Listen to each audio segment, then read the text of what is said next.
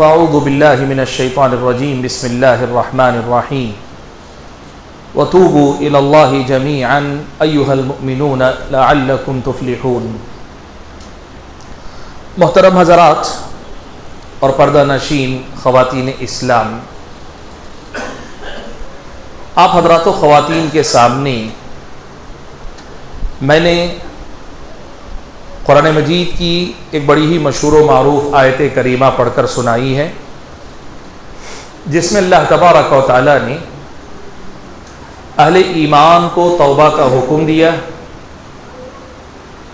اور ان سے اس بات کا وعدہ فرمایا ہے کہ اگر وہ توبہ کریں گے تو وہ کامیابی سے ہمکنار ہو جائیں گے۔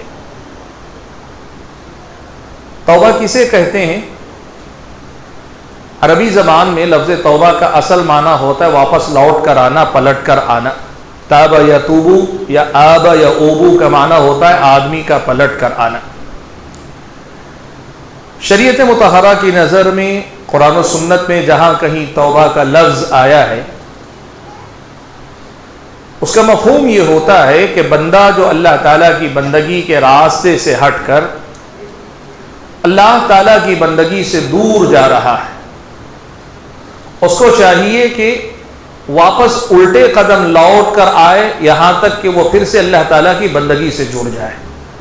توبہ بس اسی چیز کا نام ہے کہ ہم اور آپ جس بندگی کے لیے پیدا کیے گئے، ہماری اپنی زندگی میں ہم جانے انجانے کسی غلط فہمی کی وجہ سے یا غلطی کی وجہ سے اس بندگی کے معاملے سے دور اگر جا چکے ہیں یا قدم ہمارے ڈگمگا چکے ہیں تو واپس پلٹ کر دوبارہ بندگی سے جڑ جائے، اسی کو اسلامی شریعت میں توبہ کہا جاتا ہے۔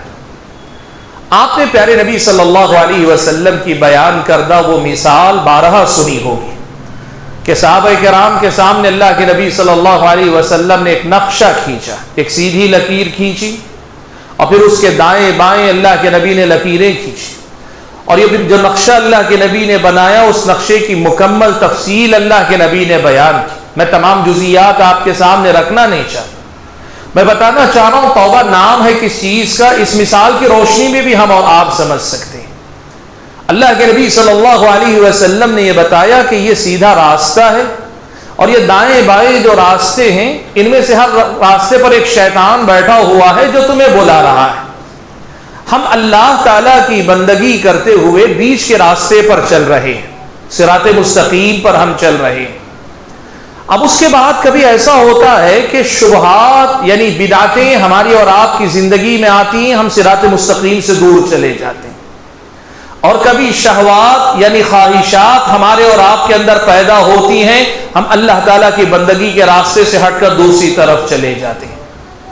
بات چاہے شبہات بدعات کی ہو، بات چاہے شہوات خواہشات حرام کاریاں ناجائز کاموں کی بات ہو، ہم چاہے ادھر جائیں چاہے ادھر جائیں، ہم اللہ تعالیٰ کے متعین کردہ اس صراط مستقیم سے ہٹ رہے ہیں، اس سیدھے راستے سے ہٹ رہے ہیں جو بندگی کا راستہ ہے، جو مجھ کو اور آپ کو اللہ تعالیٰ کی متعین کردہ منزل یعنی جنت تک پہنچانے والا ہے۔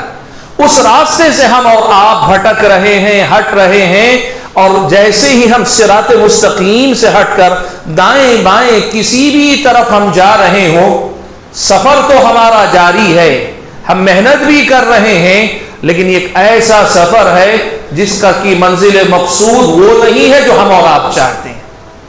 اسی لیے اللہ تبارک و تعالیٰ نے ہم اور آپ کو اس بات کا حکم دیا ہے کہ ہم توبہ کریں، لوٹ کر آئیں، یعنی ہم اور آپ اپنے نفس کا محاسبہ کرتے رہیں، دیکھیں کہ ہم کہاں صراط مستقیم سے ذرا دائیں ہو رہے ہیں، کہاں بائیں ہو رہے ہیں، کہاں میرے اور آپ کے قدم ادھر ادھر مائل ہو رہے ہیں۔ اس پہ نظر رکھ کر ہم اور آپ اللہ تعالیٰ کی طرف پلٹ کر آنے کی کوشش کریں، یہ ہے توبہ۔ اب توبہ کیسے ہونی چاہیے؟ توبہ میں کن کن باتوں کا خیال رکھا جانا چاہیے؟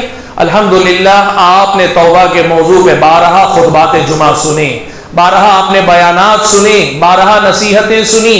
میں ان تفصیلات میں آج جانا نہیں چاہتا، ان مسائل کی تفصیلات آپ کے سامنے دہرانا نہیں چاہتا۔ مختصر سی میری گفتگو کے اندر آج آپ کو یہ دو بڑی اہم باتوں کی طرف توجہ آپ کی پھیرنا چاہتا ہوں، جن کو ہم اور آپ کو ہمیشہ یاد رکھنے کی ضرورت ہے۔ اور وہ باتیں کیا ہیں؟ پہلی بات یاد رکھیے، توبہ آسان کام نہیں، توبہ آسان نہیں، توبہ مشکل ہے۔ اسی لیے توبہ اللہ تبارک و تعالیٰ کے نزدیک بہت بڑی عبادت ہے۔ توبہ آسان نہیں، توبہ بہت بڑا جہاد ہے جو انسان اپنے نفس کے ساتھ کرتا ہے، اپنی زندگی میں کرتا ہے، بہت بڑا مجاہدہ ہے جس سے آدمی کو گزرنا پڑتا ہے، اور اسی لیے اسلامی شریعت کی نظر میں توبہ بہت بڑی عبادت ہے۔ توبہ کرنے والوں کے درجے اللہ تعالیٰ نے بہت اونچے رکھے، وجہ یہ ہے کہ یہ آدمی آسانی سے نہیں آتا۔ میں نے کہہ دیا آپ کے سامنے کہ ایک سیدھا راستہ ہے، ہم دائیں بائیں چلے گئے واپس پلٹ آؤ، جتنا بولنا آسان ہے کرنے میں اتنی آسانی نہیں ہے، بہت مشکل ہے۔ آپ راستہ چل رہے ہو، آپ سے کہا جائے آپ جس طرف جانا چاہتے راستہ بھٹک گئے ہیں یا راستہ اس طرف نہیں جاتا، آپ اپنی گاڑی فوراً گھما سکتے ہیں، لیکن میں آپ کو بتا دوں آج آپ یہ بات سچائی اچھی طرح سے جانتے ہیں، کتنے گناہ ہیں جو میری اور آپ کی زندگی میں ہیں، اور کمال کی بات یہ کہ ہم سب کو معلوم ہے کہ گناہ ہے، دھوکے میں نہیں ہم اور آپ، لا علمی اور جہالت کا معاملہ نہیں، ہم اچھی طرح سے جانتے ہیں کہ ہم غلط کر رہے ہیں، ہماری زندگی میں یہ گناہ ہے، یہ گناہ ہے، یہ گناہ ہے، اور ہم یہ بھی جانتے ہیں کہ توبہ فرض ہے، واجب ہے، ضروری ہے۔ ہم یہ بھی جانتے ہیں کہ اسی راستے پر آگے جائیں گے تو برباد ہوں گے، دین برباد ہوگا، دنیا برباد ہوگی، سب جانتے ہیں، تو ہم پلٹ کر آتے ہیں، توبہ ہم کرتے ہیں۔ سچ یہ ہے کہ بہت کم اللہ کے بندے جو توبہ کر پاتے ہیں، اسی لیے یہ بات یاد رکھیے کہ یہ توبہ ایک جہاد ہے جو ہم اور آپ کو اپنے نفس کے ساتھ کرنا ہے۔ جب تک ہم اور آپ اس توبہ کو اس مقام پہ نہیں لے جائیں گے جہاں ہمیں یہ لگے جس طرح انسان جہاد کرتا ہے اپنے نفس کے ساتھ، توبہ میں بھی ویسا ہی جہاد کرنا پڑتا ہے، تب تک توبہ میرے اور آپ کے لیے آسان نہیں ہوگی۔ صرف گناہوں کی بات نہیں، اب بدعتوں میں دیکھو، آج کتنے ایسے لوگ ہیں جو بدعتوں میں، شرک میں مبتلا یا بہت ساری گمراہیوں کا شکار ہیں، اور اللہ کا فضل و کرم، علم عام ہو رہا ہے، کتاب و سنت کی تعلیمات پھیل رہی ہیں، لوگوں کو بہت ساری باتیں سمجھ میں آ رہی ہیں، معلوم ہو رہا ہے کہ غلط ہے، میں جس راستے پہ ہوں کہیں نہ کہیں کچھ گڑبڑ ہے، آدمی کو سمجھ میں آ رہا ہے، لیکن کیا لوگ توبہ کر رہے ہیں، پلٹ کر آ رہے ہیں؟ نہیں۔ کیوں نہیں آتے؟ ان کو معلوم ہے کہ جس دن میں کہوں گا کہ میں یہ چھوڑ کر صحیح راستے پہ آ رہا ہوں، سب سے پہلے میرے اپنے خاندان میں بہت ساری مخالفتیں مجھے جھیلنی پڑے گی۔ کئی بار آدمی سوچتا ہے سماج میں میری ایک پہچان ہے، میرا ایک اسٹیٹس ہے، یا کم سے کم میرے خاندان کا بڑا نام ہے، میں اگر اس راستے سے ہٹ جاؤں گا یا تو میں اس خاندان کے نام سے محروم ہو جاؤں گا، یا میں اگر ہدایت پر کے نام پہ اس راستے پہ آ جاؤں گا گویا مجھے ماننا پڑے گا میرے آبا و اجداد کہیں کچھ غلطی پر تھے، میں اپنے آبا و اجداد کو بدنام نہیں ہونے دوں گا۔ آدمی پتہ نہیں کتنے سارے بہانے تلاش کر لیتا ہے لیکن پلٹ کر نہیں آتا، لوٹ کر نہیں آتا۔ یہ مجاہدہ، یہ جہاد ہے جو آدمی کو کرنا پڑتا ہے۔ آپ بتائیے ہم میں سے بہت سارے لوگ کتنے حرام اور ناجائز کاموں کی عادت لت پڑی ہوئی ہے۔ میں آپ لوگوں کو عام کہہ رہا ہوں، لیکن کہنے کا مطلب ہے کہ ہم سے مراد مسلم سماج کے لوگ۔ کتنے شرابی، معلوم نہیں، ہر شرابی کو معلوم ہوتا ہے شراب حرام، لیکن پیتا ہے۔ سود کے معاملات میں ہم میں سے کتنے مبتلا، سب کو معلوم ہے کہ سود حرام ہے لیکن پھر بھی مبتلا۔ اسی لیے اس توبہ کو جہاد سمجھیے، پلٹ کر آنے کے لیے جہاد کرنا پڑے گا۔ اور دوسرا بڑا جہاد ہم اور آپ کو کرنا پڑے گا، واپس لوٹ کر آ جانے کے بعد ایک مرتبہ ہم اور آپ اللہ تعالیٰ کے طرف پلٹ کر آ جاتے ہیں نا، توبہ ایک مرتبہ کر لیتے ہیں، تو اس توبہ پہ ثابت قدم رہنے کے لیے پھر جہاد کرنا پڑے گا۔ یعنی آدمی عزم کر لیتا ہے، اللہ کے فضل و کرم سے کچھ دین کی باتیں پڑھی سنی یا کسی نے نصیحت کی یا خود اس کا ایمان تازہ ہوا، اس کے ایمان میں کچھ حرکت پیدا ہوئی، اس آدمی نے کہا نہیں میں نے ارادہ کر لیا آج سے یہ غلط کام نہیں کروں گا، آج سے وہ غلط کام نہیں کروں گا، عزم کرتا ہے۔ ہم سب کرتے ہیں الحمدللہ، ہماری زندگی اسی سے گزرتی، ہم سب کرتے ہیں، لیکن کتنی بار ایسا ہوتا ہے یہ عزم کرتے ہیں لیکن ہمارا اور آپ کا عزم ٹوٹ جاتا ہے، بار بار ہم واپس پلٹ کر جاتے ہیں۔ یہاں اصل میں ہم اور آپ کو دوسرا جہاد کرنا پڑتا ہے۔ ایک تو گناہوں سے، غلطی سے، گمراہی سے، بدعتوں سے، خرابیوں سے نکل کر آنے کے لیے جہاد، اور پھر اس کے بعد اس توبہ پر ثابت قدم رہنے کے لیے جہاد مجھ کو اور آپ کو کرنا پڑتا ہے. اور آپ اسے جہاد سمجھیے، آسان نہیں، یہ آسان نہیں. اللہ تعالیٰ کے بندو، بہت مشکل امتحان ہے، بہت مشکل امتحان ہے. آپ پوچھیے کتنے ایسے بندے آپ اپنے بارے میں کہہ سکتے ہیں، اور اگر آپ الحمدللہ اللہ نے آپ کو ایسی کیفیت سے محفوظ رکھا ہے، کم سے کم آپ کے دائیں بائیں دوست احباب میں مثالیں مل جائیں گی. بہت سی غلطیوں سے وہ توبہ کرتے ہیں لیکن بیچارے اس کے بعد ثابت قدم نہیں رہ پاتے. کسی بھی نشے کی لت لگ گئی ہے، ایسی کشش ہوتی ہے، آدمی گویا بظاہر مجبور ہو جاتا ہے، آدمی ایسے محسوس کرتا ہے اب میں اور صبر نہیں کر سکتا، پھر اپنے آپ کو جھونک لیتا ہے. یہ جہاد ہے، دوسرا آدمی کو کرنا پڑتا ہے. حاضرین گرامی قدر، آج کی اس مجلس میں یہی دو بنیادی باتیں آپ کو یاد دلانا چاہتا ہوں کہ اس توبہ کے مسئلے کو آپ جہاد سمجھیے، اور یوں سمجھیے کہ اللہ تعالیٰ کے نزدیک ایک بہت بڑی عبادت، بہت بڑی نیکی، بہت بڑا کار ثواب ہے. اور جو آدمی یہ کرتا ہے نا، وہ اللہ تعالیٰ کا محبوب ترین بندہ بن جاتا ہے. قرآن میں اللہ تعالیٰ نے ایک بات کہی، ان اللہ یحب التوابین ویحب المتطہرین. اللہ تعالیٰ کثرت سے توبہ کرنے والوں کو پسند کرتا ہے، محبت کرتا ہے، اور پاکی حاصل کرنے والوں کو اللہ تعالیٰ پسند کرتا ہے. اس آیت کی تشریح کرتے ہوئے بعض اہل علم نے بڑا پیارا نقطہ سمجھا. کہا ایک بندہ وہ ہے جس نے کبھی گناہ کیا نہیں، گناہ نہیں کر رہا ہے، نارمل زندگی جی رہا ہے، بندگی والی زندگی میں جیتا چلا جا رہا ہے. اور دوسرا بندہ وہ ہے جو اس کے برابر تھا، اس نے گناہ کیا، اور گناہ کرنے کے بعد ظاہر بات ہے گنہگار کا درجہ اللہ کی نظر میں گھٹ جائے گا، دین اس کا کم درجے میں آ جائے گا، نچلے درجے میں آ جائے گا. اب یہ گنہگار ہے، نچلا ہے، وہ جو میانہ روی سے چل رہا ہے وہ اپنی جگہ پہ نیک بندہ، وہ بہتر ہے. لیکن یہ گنہگار گناہ ہو جانے کے بعد جب توبہ کرتا ہے، جب توبہ کرتا ہے تو توبہ کرنے کے بعد اللہ تبارک و تعالیٰ کا وہ محبوب بن جاتا ہے. یعنی یہ جو درمیانی چال چل رہا ہے اس سے زیادہ اللہ کے نزدیک محبوب بندہ بن جاتا ہے.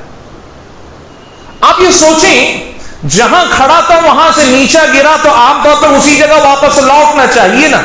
اہل علم نے کہا کہ نہیں، توبہ کرنے والے کو اللہ تعالیٰ نے یہ نہیں کہا کہ میں صرف تمہاری توبہ قبول کروں گا، بلکہ اللہ نے کہا ان اللہ یحب التوابین. اللہ تعالیٰ توبہ کرنے والوں سے محبت کرتا ہے. توبہ کرنے سے پہلے وہ ایمان والا تھا، لیکن توبہ کے بعد، گناہ کرنے کے بعد توبہ کر کے وہ اللہ تبارک و تعالیٰ کا زیادہ چہیتا اور محبوب بندہ بن گیا. اہل علم نے کہا توبہ اتنی بڑی عبادت ہے کہ آدمی کو گنہگار کے نچلے درجے سے اٹھا کر اللہ کا محبوب یعنی اللہ کے اولیاء میں شامل کر دیتا ہے. اتنی بڑی عبادت اللہ تعالیٰ نے توبہ کو قرار دیا. اور اس کی وجہ کیا ہے؟ اس کی وجہ یہ ہے کہ اس توبہ میں مجاہدہ کرنا پڑتا ہے، لڑنا پڑتا ہے. آج اس عنوان کو منتخب کرنے کی بہت بڑی وجہ یہ ہے کہ ہم میں سے بہت سارے بھائی اور ہماری بہنوں میں سے بھی بہت ساری ایسی ہیں یقیناً ایمان اللہ نے رکھا ہے سینوں میں، تو اس کے نتیجے میں ان کا ایمان جب کبھی مضبوط ہوتا ہے بہت سارے گناہوں سے توبہ کرتے لیکن اس توبہ پہ ثابت قدم نہیں رہ پاتے، اس توبہ کو برقرار نہیں رکھ پاتے، اس توبہ پہ جمے نہیں رہ پاتے، واپس لوٹ جاتے ہیں، غلطی کرتے ہیں. اسلامی شریعت کی نظر میں یہ نادانی ہے کہ توبہ کے بعد دوبارہ جا کر آدمی غلطی کرے. پہلی بار غلطی کرنا وہ اتنی بڑی نادانی نہیں، توبہ کرنے کے بعد واپس پلٹ کر جا کے غلطی کرنا وہ اس سے بڑی نادانی ہے. سبحان اللہ. اسلامی شریعت کی نظر میں آپ دیکھیے دو باتیں بڑی واضح آپ کو نظر آئیں گی. ایک بات تو اسلام نے آپ کو بہت بارہا یہ بتائی ہے کہ یہ توبہ آپ پر مشکل ہوگی، لیکن دوسری بات یہ بتائی ہے اس مجاہدے پر اگر صبر کرو گے، اگر یہ جہاد کر لے جاؤ گے تو پھر اللہ تبارک و تعالیٰ تمہارا درجہ اتنا بلند کرے گا، اتنا اونچا اٹھائے گا کہ تم اپنے آپ کو خوش قسمت سمجھو گے. میں صرف ایک سیرت کے ایک واقعے کا حوالہ دیتا ہوں. آپ دیکھیے کتنا مجاہدہ کرنا پڑتا ہے اور مجاہدے کے بعد پھر درجہ کتنا زیادہ اونچا ہو جاتا ہے. اب جانتے ہیں حضرت کعب بن مالک رضی اللہ تعالیٰ عنہ، جنگ تبوک کا موقع بڑا مشہور واقعہ ہے کہ اللہ کے نبی نے تمام صحابہ سے کہا میدان جنگ میں نکلنا ہے، کوئی استطاعت رکھنے والا پیچھے نہیں رہ سکتا. جتنے مسلمان تھے سب نکل گئے، لیکن مدینے میں کچھ لوگ پیچھے رہ گئے. بغیر عذر کے، عذر والے تو تھے ان کا اعتبار نہیں، لیکن بغیر عذر کے کچھ لوگ مدینے میں پیچھے رہ گئے، اور جو لوگ پیچھے رہ گئے نا ان میں کے زیادہ تر لوگ منافق تھے۔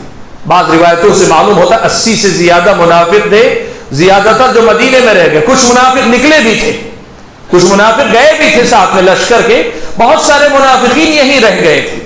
اور ان پیچھے رہ جانے والوں میں سے 3 ایسے صحابہ تھے جن کا نفاق سے کوئی تعلق نہیں تھا، اچھے ایمان والے تھے، لیکن ذرا سی غفلت کی وجہ سے وہ پیچھے رہ گئے۔ اب نکلیں گے، تب نکلیں گے، صبح نکلیں گے، شام نکلیں گے، اسی ارادے میں آگے پیچھے تردد میں پیچھے رہ گئے، یہاں تک کہ اللہ کے نبی واپس لوٹ کر آ گئے، جنگ سے واپس لوٹ کر آ گئے۔ اب اللہ کے نبی کا حکم تھا سب کو نکلنا، استطاعت رکھنے والے اگر نہیں نکلے ہیں تو گنہگار ہیں، اللہ کے نبی کے سامنے جواب دہی کرنی پڑے گی۔ ہوا کیا؟ اللہ کے نبی مسجد نبوی میں بیٹھے ہیں، جتنے منافق ہیں سب آ رہے ہیں، جھوٹا بہانہ کر رہے ہیں، جا رہے ہیں، جھوٹا بہانہ کر رہے ہیں، جا رہے ہیں، جھوٹ بول رہے ہیں، نکل جا رہے ہیں، جھوٹا عذر پیش کر رہے ہیں، نکلتے چلے جا رہے ہیں۔ اور اللہ کے نبی کسی منافق کو کراس نہیں کر رہے ہیں، تم جھوٹ بول رہے ہو، تم یہ کرو، کہا نہیں، تم نے یہ کہا ٹھیک ہے، جاؤ جاؤ۔ ان کا معاملہ ان کے جھوٹ پر اللہ کے نبی نے چھوڑ دیا۔ کعب بن مالک رضی اللہ تعالیٰ عنہ کہتے ہیں اس موقع پر میرا نفس بھی کہہ رہا تھا، میرے رشتہ دار بھی کہہ رہے تھے، میرے دوست احباب بھی کہہ رہے تھے تم بھی ذرا جھوٹ بول لینا۔ دیکھو سارے جھوٹ بول بول کے بچے نکل گئے، کسی کو اللہ کے نبی نے کچھ نہیں کہا۔ کعب بن مالک کہتے ہیں میرے دل میں بھی دونوں خیالات چل رہے تھے، کبھی یہ لگتا کہ مجھے جھوٹ بول دینا چاہیے، کبھی مجھے لگتا کہ نہیں مجھے سچ بول دینا چاہیے، لیکن کہتے ہیں جیسے ہی میں نے اللہ کے نبی کو دیکھا، اللہ کے نبی کے سامنے جا کر بیٹھا، میرے دل میں یہ اطمینان آ گیا چاہے کچھ ہو جائے میں سچ ہی بولوں گا، کچھ بھی ہو جائے میں سچ بولوں گا۔ سچ بولا، کہا اللہ کے نبی کوئی عذر میرے پاس نہیں تھا، میرے پاس پیچھے رہنے کی کوئی وجہ نہیں تھی، بغیر وجہ کہ میں پیچھے رہوں، یعنی میں غلطی کی ہے میں نے۔ اللہ کے نبی صلی اللہ علیہ وسلم نے سزا دی۔ کیا سزا دی معلوم ہے؟ سوشل بائیکاٹ کا اللہ کے نبی نے حکم دیا، سماجی قطع تعلق، سماجی سطح پہ لوگوں سے کہا ان کا بائیکاٹ کرو، قطع تعلق کر لو۔ آپ کو معلوم ہے چور اچکروں کو سزا کیا دی جاتی ہے؟ قید خانے میں رکھا جاتا ہے، ان کی آزادی چھین لی جاتی ہے۔ سزا اور زیادہ سخت کرنی ہو تو کیا کرتے ہیں؟ قید تنہائی میں رکھتے ہیں۔ قید تنہائی کا مطلب یہ کہ کال کوٹری، اندھیرا رہتا ہے، چاروں طرف دیواریں ہیں، آدمی کسی سے بات نہیں کر سکتا۔ بہت بڑی تکلیف، جسمانی تکلیف سے زیادہ یہ ذہنی اذیت بڑی تکلیف دہ ہوتی۔ انسان ہے لیکن کسی سے بات نہیں کر سکتا، اس سے کہیں زیادہ سخت تکلیف ہے اگر کسی کا سوشل بائیکاٹ کیا جاتا ہے۔ وہاں تو دیوانے ہیں جو بولتی نہیں، آدمی کو امید بھی نہیں۔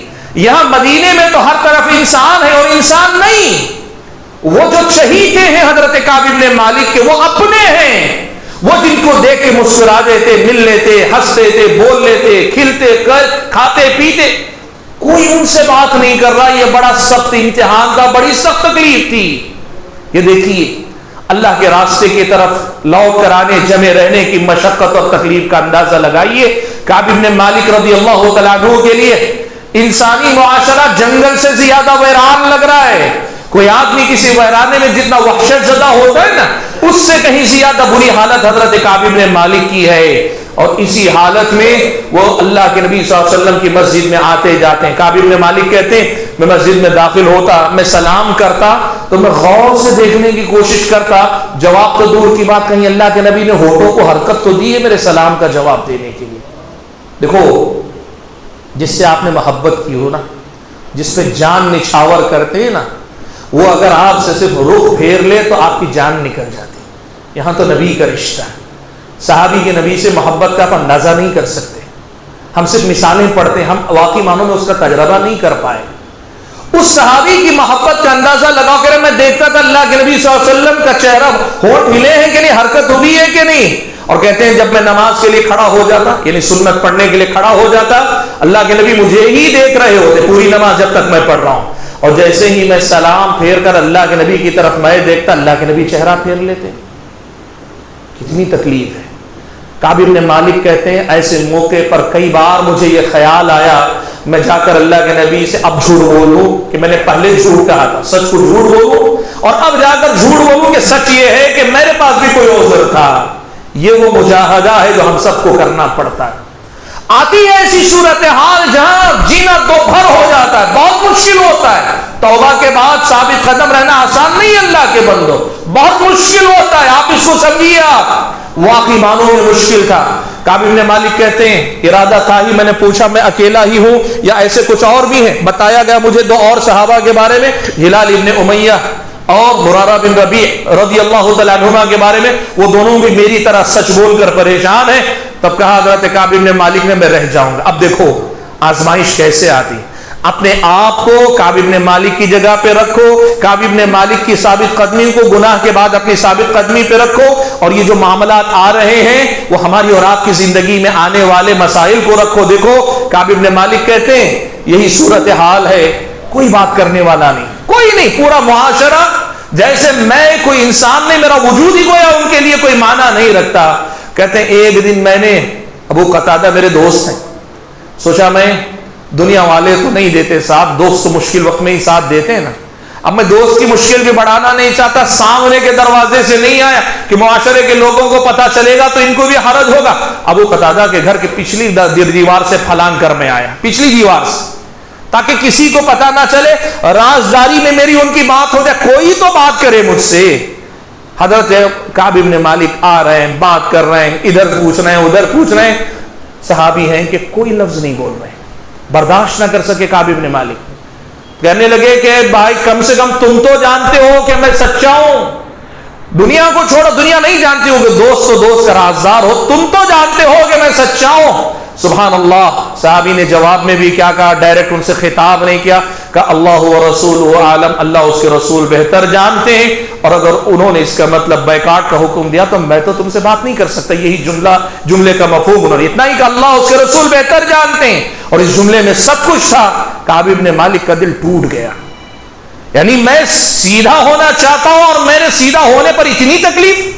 कई बार आदमी सोचता है मैं तौबा कर रहा हूं और लोग तौबा करने पे मुझे इतने ताने दे रहे हैं, मैं सीधी राह पे चलना चाह रहा हूं। आदमी जो है सूद पे कारोबार कर रहा था, ठीक है, आदमी ने तौबा कर ली, कहा नहीं मैं सूद छोड़ दूंगा। अब उसके बाद कारोबार कर रहा है, मशक्कत हो रही, मुश्किल हो रही, परेशानी हो रही, लोग आकर ताने मारते हैं, हमने पहले ही कहा था नहीं कर पाओगे तुम, हमने पहले ही बताया था नहीं चल पाएगा कारोबार तुम्हारा। आदमी सोचता है एक तो मैं सुधरने की कोशिश कर रहा हूं, उसमें मुश्किल है, फिर लोगों के ताने भी सुनने पड़ रहे, आदमी यहां हार जाता है, आदमी यहां टूट जाता है। काब इब्न मालिक कहते हैं यही सूरत हाल मेरे सामने थी, मैं वही उसी दीवार को फैलान के वापस निकल गया, और इसी हालत में मैं जा रहा था। इदा नबतियुम मिन अंबाति शाम, वो जो मुल्क शाम के जागीरदार जो थे ना, इलाके में के हुदूद में जो लोग जागीरदारी करते, वहां के एक सरदार का नुमाइंदा पूछता हुआ फिर रहा है कि काब इब्न मालिक कौन, काब इब्न मालिक कौन। लोगों ने इशारे से बता देखो वही जो आ रहे वही काब इब्न मालिक। वो आया, उसने खत हवाले किया, खत मैंने खोल के पढ़ा तो उसमें लिखा है कि काब इब्न मालिक, मुझे पता चला कि तुम्हारे साथी ने, यानी प्यारे नबी सल्लल्लाहु अलैहि वसल्लम, तुम्हारे साथी ने तुम्हारे साथ इतना जुल्म किया कि पूरे समाज के खिलाफ को पूरे समाज को तुम्हारे खिलाफ बगावत पे उभारा है। मैं तुम्हें अपने पास बुला रहा हूं, तुम चले आओ, मुझ जैसे लोग तुम जैसे लोगों की कदर करना जानते, तुम बड़े बाकमाल सरदार हो। भाइयों कितनी सख्त आजमाइश है, एक तरफ यहां समाज में लोग मुंह देखने के लिए तैयार नहीं, और दूसरी तरफ वो बुला रहा है नवाजने के लिए। लेकिन फर्क ये है कि ये अल्लाह की बंदगी में यहां तकलीफ में है, और वहां अगर जाएंगे तो आराम तो मिल जाएगा, लेकिन अल्लाह की नाफरमानी की तरफ जाएंगे। काब इब्न मालिक कहते हैं मैंने कहा अल्लाह ताला ये तेरी आजमाइश है, और उस खत को मैंने आग में जला दिया और गया नहीं मैं। इसी हालत में 40 दिन गुजर गए। आप कितने दिन लोगों से बात किए बगैर रह सकते हैं? तजरबा करके देख लीजिए, पता चलेगा। आसान है कहने में, आसान नहीं भाइयों, बहुत मुश्किल है। कहते हैं 40 दिन गुजरे तो एक नया हुक्म अल्लाह के नबी की तरफ से आया।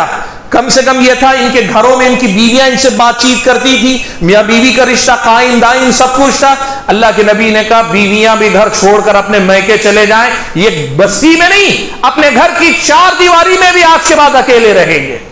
इनको अपने घर की भी दीवारों से ही बात करना नसीब होगा, कोई इनसे बात नहीं करेगा। क्या मुश्किल थी हजरत काब इब्न मालिक के लिए, अंदाजा लगाएं। सुभान अल्लाह, बड़ी मुश्किल से ये अय्याम गुजरे, लेकिन साबित कदम रहे।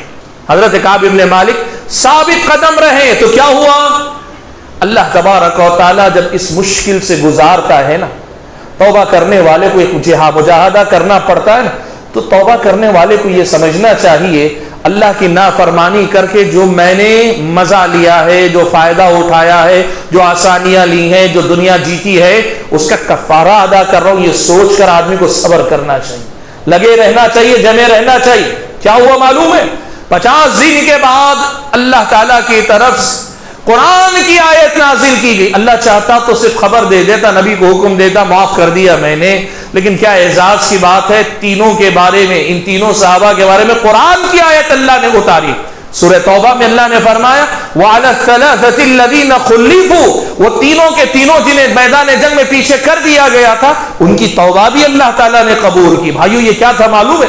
سیدھے سیدھے جنت کی بشارت تھی، سیدھے سیدھے جنت کی بشارت تھی۔ آزمائش سخت ہوئی، مشکل بہت ہوئی، مجاہدہ کرنا پڑا، جہاد سے گزرنا پڑا، لیکن اس کے بعد کیا ہوا؟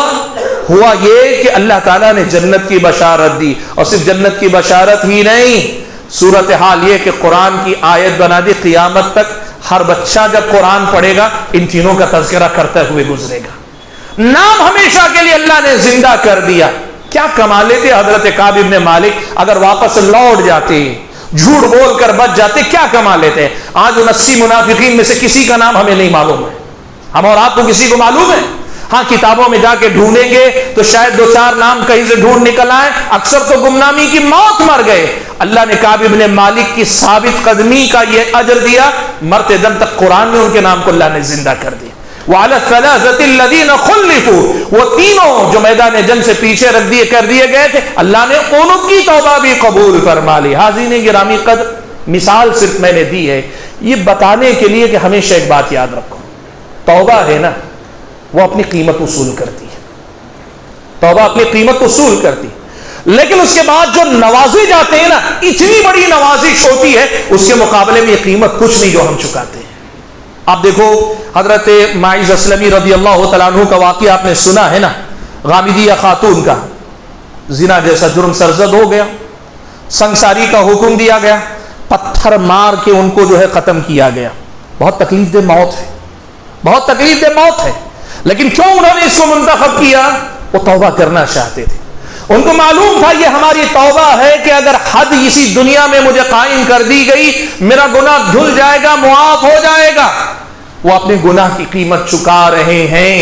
کیا ہوا؟ قیمت چکائی، تکلیف اٹھائی، مار کھائے پتھر کے، خون وہ کچلا، لیکن اللہ کے نبی نے بشارت کیا سنائی؟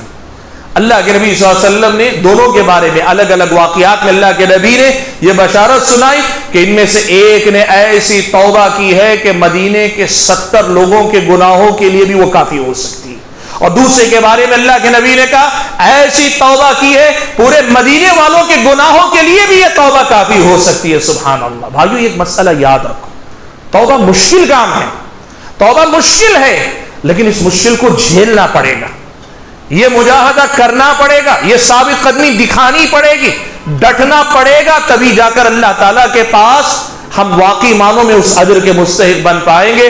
ورنہ ہم اور آپ اکثر دیکھتے ہیں کتنے ہمارے بھائی، کتنی ہماری بہنیں توبہ کرتے ہیں، توبہ کرتے ہیں، سچی توبہ کرتے ہیں، اس میں کوئی کھوٹ نہیں، توبہ سچی کرتے ہیں، لیکن توبہ کے بعد وہ جو آزمائش کا ایک مرحلہ، مشکلات کا ایک دور آتا ہے، اس کو جھیل نہیں پاتے، اس کو برداشت نہیں کر پاتے، پھر اس کے بعد واپس لوٹ جاتے ہیں، کبھی نفس کے ہاتھوں مجبور ہو جاتے ہیں، کبھی لوگ کہتے ہیں حالات کے ہاتھوں مجبور ہو جاتے ہیں، کبھی دنیا کے تقاضوں کے حالات کے ہاتھوں مجبور ہو جاتے ہیں۔ لوگ مجبور کہتے ہیں، اسلامی شریعت کہتی ہے اللہ نے اگر توبہ کا حکم دیا ہے تو تمہاری استطاعت میں ہے، اسی لیے اللہ نے حکم دیا، لا یکلف اللہ نفسا الا وسعها، اللہ کسی بھی نفس کو اتنے ہی کا مکلف کرتا ہے جتنی اس کی استطاعت ہے۔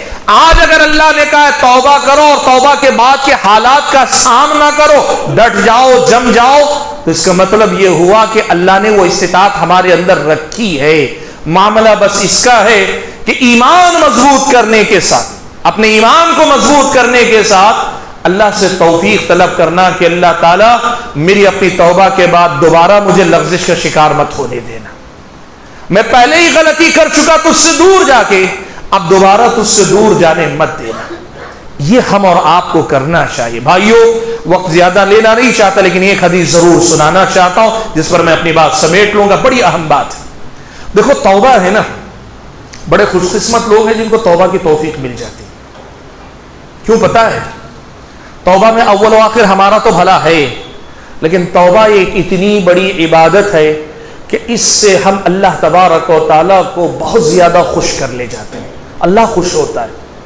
اللہ کے نبی نے حدیث میں بیان کیا اللہ کتنا خوش ہوتا ہے پتا ہے؟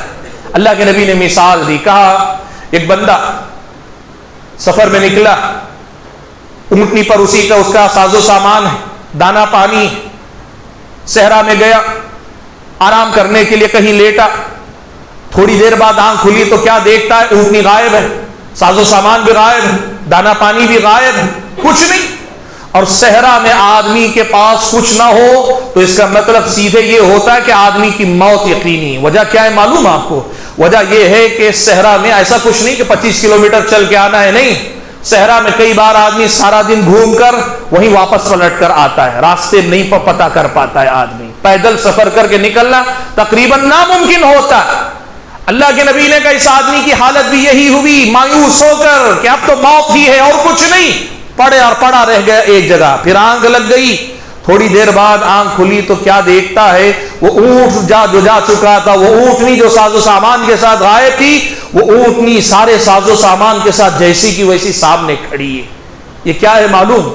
موت کو اپنی نگاہوں کے سامنے دیکھنے کے بعد زندگی دوبارہ دیکھنے والا تجربہ ہے. موت کا یقین کر لینے کے بعد زندگی کا یقین دیکھنے والی بات ہے. نبی علیہ الصلوۃ والسلام نے کہا یہ بندہ اس اونٹنی کو دیکھ کر اتنا خوش ہوا کہ اس نے اپنے رب کا شکریہ ادا کرنا چاہا تو اس نے کہا اللہم انت عبدی وانا ربک، اے اللہ تعالیٰ تو میرا بندہ ہے میں تیرا رب ہوں. سبحان اللہ. یعنی خوشی کے مارے اس کا حال یہ ہے اسے ہوش بھی نہیں ہے کہ اس کی زبان سے کیا الفاظ ادا ہو رہے ہیں. اللہ کے نبی صلی اللہ علیہ وسلم کہنا یہ چاہ رہے ہیں اخطأ من شدت الفرح. اللہ کے نبی نے کہا یعنی وہ کہنا چاہتا ہے کہ اللہ تعالیٰ میں تیرا بندہ ہوں، تو ہی میرا رب ہے، اگر مجھ پہ یہ احسان کرم ہوا ہے تو بس یہ تیرا کرم. وہی کہنا چاہ رہا ہے لیکن مارے خوشی کے اس کا دماغ اس کی زبان ایک دوسرے سے تال میل نہیں بٹھا پا رہے ہیں اور وہ یہ کہنا کچھ چاہ رہا ہے، زبان سے کچھ نکل جا رہا ہے. نبی علیہ الصلوۃ والسلام نے کہا اس کی خوشی کا اندازہ کر سکتے ہو کتنا خوش ہوگا. کوئی بندہ توبہ کرتا ہے تو اللہ اس سے کہیں زیادہ خوش ہوتا ہے. سبحان اللہ. اللہ کے بندو اللہ بے نیاز ہے. ہماری عبادت سے ذرا برابر اس کا کوئی فائدہ نہیں، کوئی فائدہ نہیں. آپ یقین کرو قرآن اللہ تعالیٰ نے واضح طور پہ یہ بات قرآن میں بیان کیا ایھا الناس انتم الفقراء الی اللہ واللہ هو الغنی الحمید. اللہ بے نیاز ہے، کسی کی ضرورت نہیں. من عمل صالحا فلنفسہ، کوئی نیک عمل کر رہا ہے اپنے لیے کر رہا ہے. اللہ تعالیٰ نے حدیث قدسی میں یہ بات بیان فرمائی اے آدم کے بیٹے، تم میں کا جو پہلا انسان حضرت آدم، تم میں کا جو آخری انسان جو قیامت سے پہلے آئے گا، اور سارے کے سارے انسان ہی نہیں، جنوں میں کے سارے کے پورے کے پورے مل کر متقی انسان کے تقوی کا جو سب سے اعلیٰ درجہ ہوتا ہے نا، اس درجے کے متقی بن جاؤ. ما زاد ذلک فی ملکی شیئا، اس سے میری بادشاہت میں ذرا برابر کچھ اضافہ ہونے والا نہیں. اور یہی اس کے مقابلے میں یہی سارے مل کر دنیا میں گنہگار سے گنہگار انسان کا جو درجہ ہوتا ہے اس درجے کے گنہگار ہو جاؤ. ما نقص ذلک من ملکی شیئا، میری بادشاہت میں کوئی کمی آنے والی نہیں ہے. سوچو جس معاملے میں اللہ کا کوئی لینا دینا نہ ہو، فائدے اور نقصان کے اعتبار سے کوئی اللہ کا مطلب نہ ہو، اس معاملے میں اللہ اتنا خوش ہوتا ہے تو ہم اور آپ کو اگر اللہ نے توبہ کی توفیق دی ہے تو ہم کتنے خوش قسمت بندے ہیں. اسی لیے بھائیو میں نے جیسے کہا آج آپ کے سامنے جو بات میں بتانا چاہتا ہوں وہ یہ توبہ کرنا جہاد ہے، تو توبہ کے بعد اس پہ ثابت قدم رہنا اس سے بڑا جہاد ہے. چاہے حالات کچھ بھی ہو ڈٹ جاؤ اور اللہ تعالیٰ کے سامنے گڑ گڑاؤ، مانگو تو اللہ تعالیٰ یہ معاملے کو آسان کر سکتا ہے. اور سوچو جب اللہ تعالیٰ کو ہم اتنا خوش کر لے جائیں گے جتنا اللہ کے نبی نے اس حدیث میں بتایا تو پھر ہماری دنیا اور آخرت سب سنور جائے گی. ہاں آزمائش کے لیے اللہ تعالیٰ مدت لمبی مختصر کر سکتا ہے. کعب ابن مالک کو بھی بشارت فوراً نہیں ملی تھی، یہ نہیں کہا سب جھوٹ بولے تم نے سچ کہا چلو ابھی انعام دے دینے، کہا نہیں 40 दिन तक आजमाया, और ये नहीं था कि 40 दिन बाइकाट होगा, उनको मालूम नहीं बाइकाट कब तक चलेगा। सिर्फ अल्लाह के नबी ने कहा आज से इनसे कोई बात नहीं करेगा। काब इब्न मालिक जिस वक्त वो बाइकाट को झेल रहे हैं, उनको पता नहीं कितने दिन चलेगा मामला, बिल्कुल भी अंदाजा नहीं। और फिर उसके बाद 41वें दिन से बीवी से भी दूरी का हुक्म दिया जा रहा है, वो मजीद कितनी मुद्दत चलेगा ये भी पता नहीं, लेकिन वो जमे रहे। तो याद रखो, तौबा के बाद उसकी अपनी एक कीमत चुकानी पड़ती है, उसका अपना एक मामला करना पड़ता है। अगर कभी मुश्किलात आती हैं, डट जाओ, जम जाओ। यकीन करो अल्लाह ताला के बड़े खुशकिस्मत है वो बंदे जिनको अल्लाह तौफीक देता है तौबा की, और बदकिस्मत है अल्लाह हिफाजत फरमाए मेरी सबसे पहले, फिर आप सब की, कि एक बार तौबा करने के बाद फिर हम लफ्ज़ का शिकार हो, ऐसी गलती से अल्लाह ताला मेरी और आपकी हिफाजत फरमाए। बहुत खुशकिस्मत लोग हैं अगर अल्लाह ताला हम और आपको तौबा की तौफीक देता है। बात को मैं ज्यादा लंबी नहीं करना चाहता, सिर्फ ये बात याद दिलाना चाहता हूं कि तौबा खुद एक जिहाद है, तौबा के बाद एक जिहाद है, लेकिन जो आदमी इस मरहले को पार कर ले जाता है उसका इनाम इतना बड़ा है कि हम उसका तसव्वुर भी नहीं कर सकते। अल्लाह से दुआ कीजिए कि अल्लाह ताला मुझे और आप सभी हजरात को, तमाम खवातीन को, जो कुछ हम और आप पढ़ते हैं, सुनते हैं, कहते हैं, और जो कुछ हमारे और आपके सामने कुरान और सुन्नत की तालीमात आती हैं, इन तमाम को याद रखकर इन पर अमल पैरा होने के अल्लाह ताला हम सबको तौफीक अता फरमाए। अल्लाह हमें सच्ची तौबा नसीब फरमाए और तौबा पर साबित कदमी अल्लाह ताला नसीब फरमाए, सारे गुनाहों को मुआफ फरमाए, अगली जिंदगी अल्लाह की तौफीक से भरपूर माला माल अल्लाह ताला कर दे। आमीन। व आखिरु दावाना अनिल हम्दुलिल्लाहि रब्बिल आलमीन। हज़रात गिरामी क़द्र, यहीं जो हल्का आपका है शाली बंडा हल्के की ज़ेर निगरानी मस्जिद ख़ातमुन नबीयीन सल्लल्लाहु अलैहि वसल्लम के नाम से मस्जिद की तामीर का इक़दाम किया गया है। इस सिलसिले में आप हज़रात से ताउन की अपील की जा रही है। 200 स्क्वायर यार्ड ज़मीन खरीदी गई है जिसकी कीमत 1 करोड़ 20 लाख रुपये है। एक मुसल्ला 60,000 रुपये और 1 स्क्वायर फिट 6,666 रुपये है। आप हजरात से गुजारिश की जाती है कि जितना हो सके ताउन करते हुए जाएं, अब भी बाद भी खुद के लिए और अपने मुताल्लिकीन के लिए सदक़े जारिया का ज़रिया बनाएं। अल्लाह ताला आप लोगों के दिए हुए माल को कबूल फरमाए और बाकी माल में अल्लाह ताला खैर व बरकत अता फरमाए। आमीन। व आखिरु दावाना अनिल हम्दुलिल्लाहि रब्बिल आलमीन।